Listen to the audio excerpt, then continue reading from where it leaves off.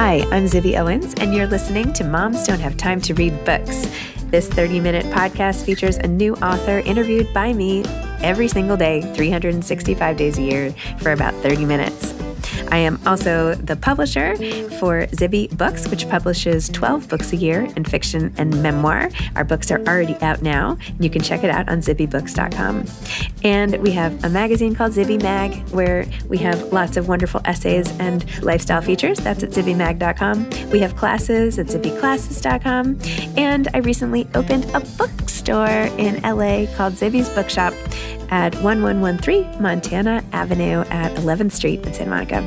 I hope that you are able to enjoy some of our other offerings. But this here podcast is the basis of all of it and started in 2018. And no matter what I do, this is basically my favorite thing. Enjoy.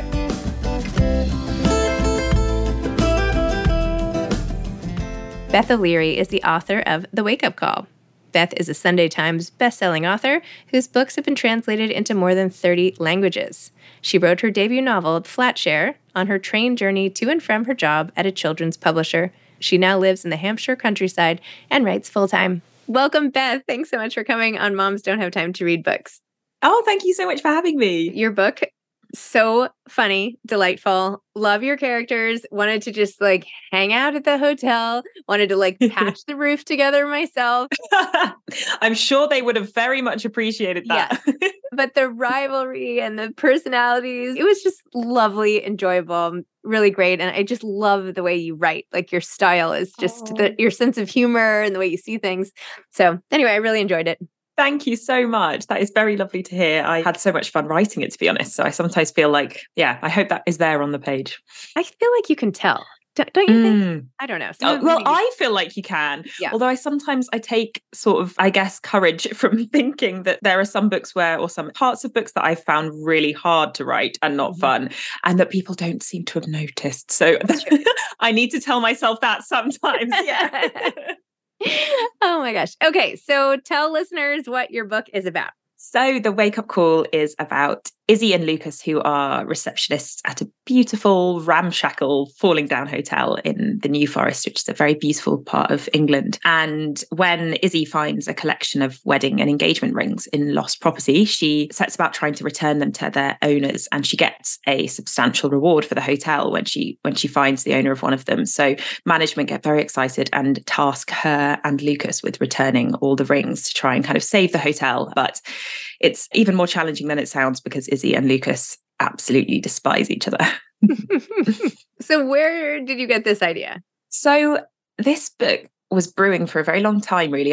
A love story based around rings, because for starters, I just find them fascinating. They're such each one symbolizes a love story of its own. I loved the idea that bringing a collection of rings that kind of found into a story would essentially give me, however many love stories I wanted to weave through. And I just thought that would be so much fun, which it was. And I also just think they're a very powerful symbol. I was thinking the other day, my husband takes his ring off to go for a run, and even just the sight of his wedding ring on our table, it just sort of sends me cold, that idea of someone taking off that ring, and they're just so sort of important, aren't they? And I loved sort of that image. Wait, why does he take the ring off when he runs? In case it falls off. He worries because it's a little loose, so he doesn't like to run with it on. Good point, though. All those single joggers nearby, Yeah. Fair game. Or maybe his runs are in fact clandestine meetings with other women. Yeah. So I had that idea ages ago, and I have a lot of these ideas that sort of sit. I mean, you must be the same, that sit in the back of my mind, and are kind of half a book, but not really a whole book. And it wasn't until I sort of landed on the setting and the idea of it being a kind of wintry novel that it really clicked. Because also I was trying to think, why would someone have all these rings? Where would you lose all these rings? And I kind of thought a swimming pool, you might take your ring off to go for a swim, but it's just like a leisure centre, as we'd call them here. I don't know what you guys would call them, but it's just it's not very sexy or cool. And then when I thought hotel with a spa, I was like, oh, now you're talking. Now this is somewhere I could set a gorgeous wintry romance. It actually came together at how sometimes books find you, or stories find you just when you need to write them. I think this book was one of those for me, because it actually was my procrastination from another book that I was meant to be writing. And it was my little sort of guilty pleasure. And I had mentioned to my editors, I've got this idea for a sort of wintry novel, but I'll maybe work over it over the next few years alongside the things that, are under contract, the books that I've committed to write. And then I just sort of sneakily started on this one. And then they kind of gave me a little bit of a nudge and sort of said, oh, are you still doing that? And it almost gave me permission, I think, to let myself run with it. And I think part of what brought me so much joy about writing it was I'd not promised it to anyone. So it was a really different writing experience. And I think having gone from writing my debut novel, The FLATSHARE, I wrote kind of on my train journey to and from work. Writing was my passion that I tried to fit in everywhere I could. And then I went to being a full-time writer, and I kind of threw myself into it almost with too much fervor because I was so determined. I just felt like it's my dream come true, and I want to make the most of this opportunity to be able to be full-time writing. And actually, I think I really needed that little bit of pressure off for this book to just write something and kind of think, if I can do it, then I can do it. But otherwise, it's okay. Like I'm not working really to a deadline here. I'm just kind of seeing if this story comes. And yeah, it was a joy. Too much fervor. Discuss. What does that look like? It looks like sitting at your desk at 8 a.m. going, come up with a good idea now. Come on, try harder.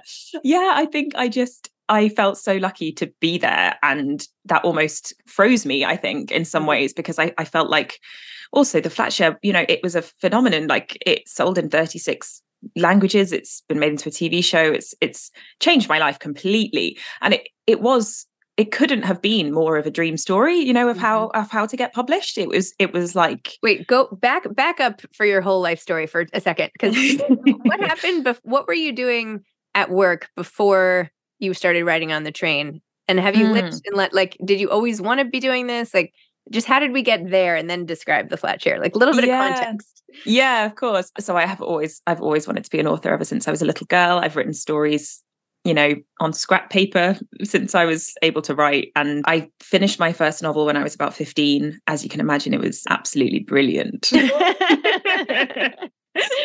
It's somewhere. I don't dare look at it. But I wrote lots of novels and tried to get representation before the FLATSHARE. And I worked in licensed publishing. So it's things like the Peppa Pig activity books and things like that. So I helped to make those, which was amazing and a really creative, fun, buzzy environment to work in, and also put me in the same building as the kind of publishing I wanted to be a writer. And I wasn't kind of an editor in the sense that the editors I work with now, but I could see them. And it really changed things for me, I think, because it gave me a sense that this does happen for people. There are people every day in this building getting published, and that could be me. And it taught me as well about how a novel is sold, I think. Was there a cafeteria? Did you get to see them over the lunch line or only in the elevators? I wasn't brave enough to approach anyone. Okay, but you could see them. All right. It was a strange moment when I knew my agent had sent me out on submission, and I would walk past the adult teams who obviously had no idea who I was. I would walk past them on the way to the loo, and I would think what if one of them has got my novel up on their screen right now and they have no idea that I'm just walking past to nip to the loo. Okay, but it was totally inspiring for you, and it felt if someone could do it, you could do it.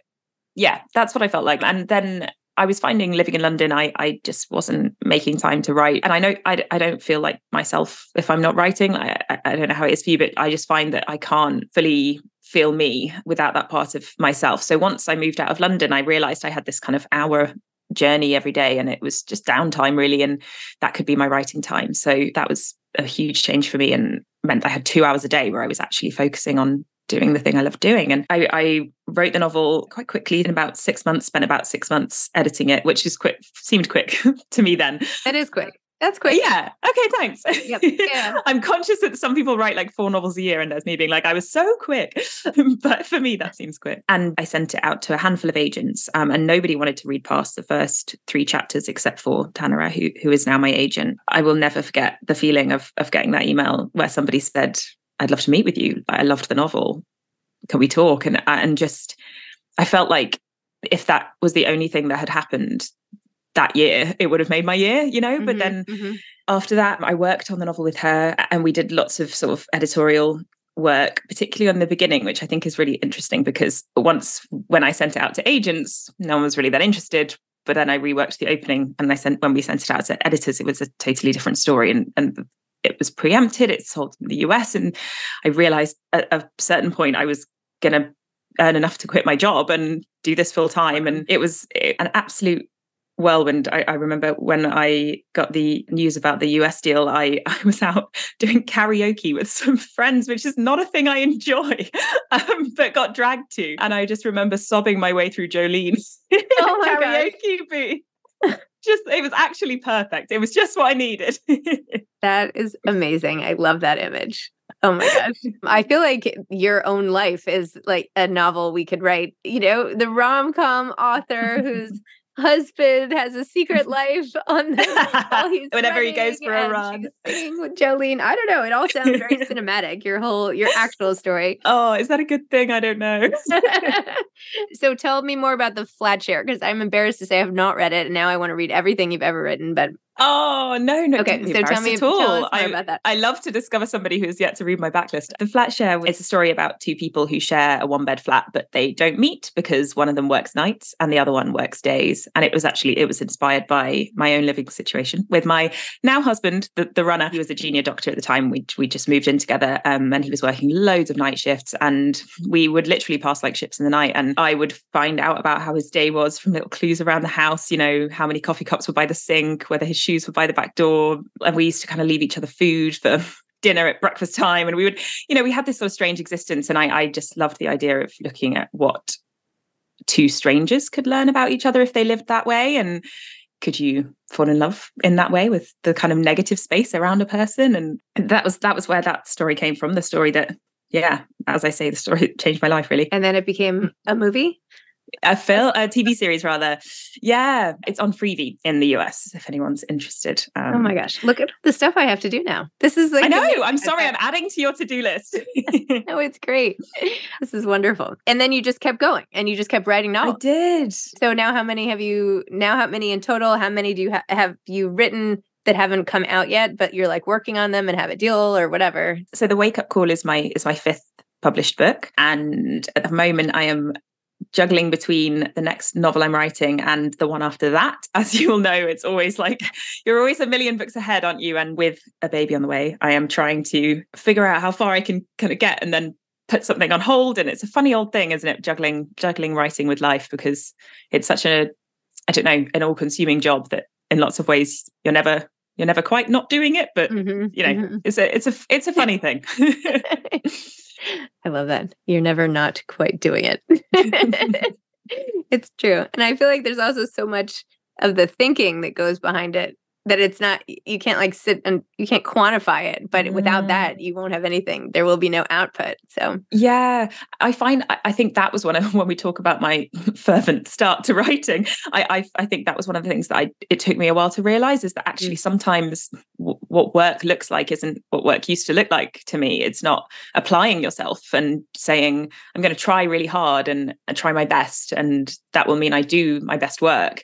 Because actually, a lot of the time when I do my best work is when I'm not trying at all, or when I've given up, or when I've gone for a walk with a dog and gone, I can't figure this out, never mind.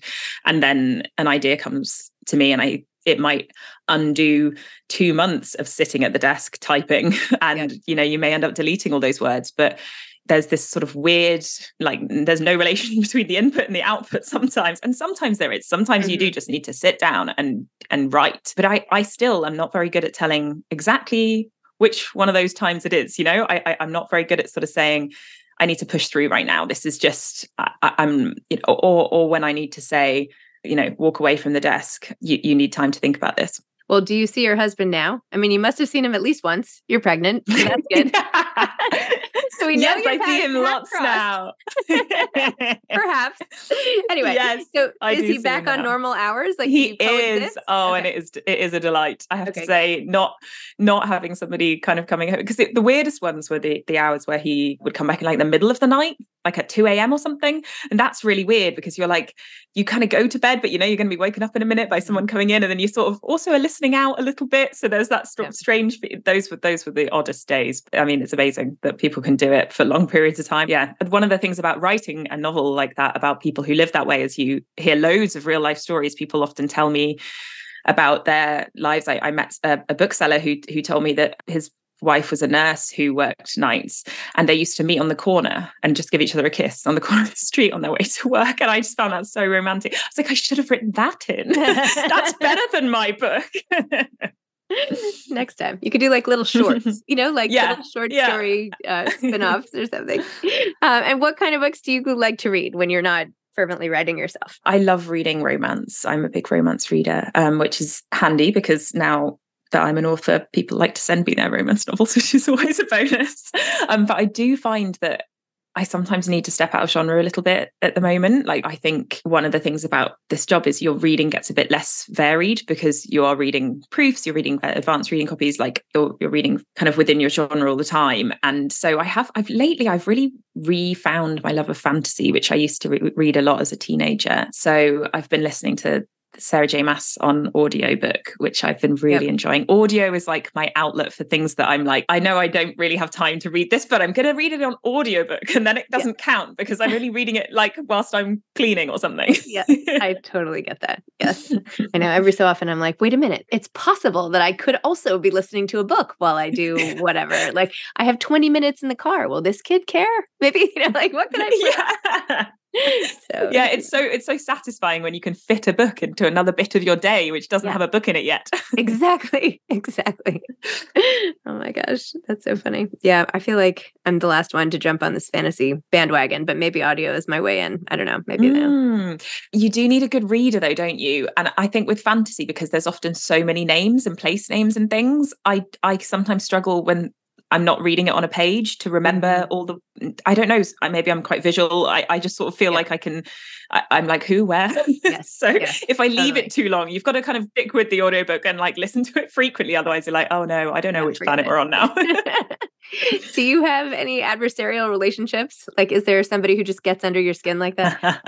That's a great question. I don't think so. I have 4 older brothers, which I think probably helped with writing. Just for context, Izzy and Lucas at the beginning, they have a very spiky kind of relationship, and they spend a lot of time winding each other up and kind of trying to irritate the other. So I think, being the youngest of a family with so many older brothers probably taught me a lot on that front of exactly how to, you know, hold your own in that situation. But I actually loved writing that sort of bantery, like the sparky kind of dialogue. I always like writing dialogue. If I'm left to my own devices, I probably just write pages of dialogue. I mean, maybe you should be a screenwriter. Just say, I'm just going to throw that out there. That is a job. Is that what it is, though? Is that allowed? I mean, you know. Would anyone watch it? Who knows? I don't know. I think your odds are probably pretty good. Given your track record. Maybe one day. Oh my gosh. At the beginning, you said your life completely changed with the FLATSHARE. What do you think your life would be like without it? And what are like the most significant ways in which like your life has gone that you never, ever would have thought? Like, what are some of the, obviously attaining success in the publishing arena, but any other ripple effects that's caused, or I don't know, just like ways that things have gone in a different direction? Yeah, I mean, even just like right now, I'm looking out of my office window at the woods. I live in the countryside. I'm not kind of within easy reach of London, which is where my job was and where kind of all the jobs in publishing were at that point. And, you know, being able to live here is something I would never have had without that book happening. And having a dog, that was like the first thing I did when we were like, I'm going to be working from home. And then I was like, I definitely need a golden retriever puppy in my life. So she's now 5 and still a puppy at heart. And I think just who I am, like being able to kind of take my hobby, my passion, and make it my job, I think it's just so fulfilling. I find so much joy in my work. I feel so lucky to have that. Like, I think this part of myself always had to be sort of squashed into time where I could find little pockets of opportunity to write, and now to be able to kind of give it the expanse of the day is just amazing. I love getting to do that. And do you still feel like tapped into the writer community there? What is that like? Is it a supportive group of people, or is it more like you have friends on Instagram? Or Nope. Yeah, it's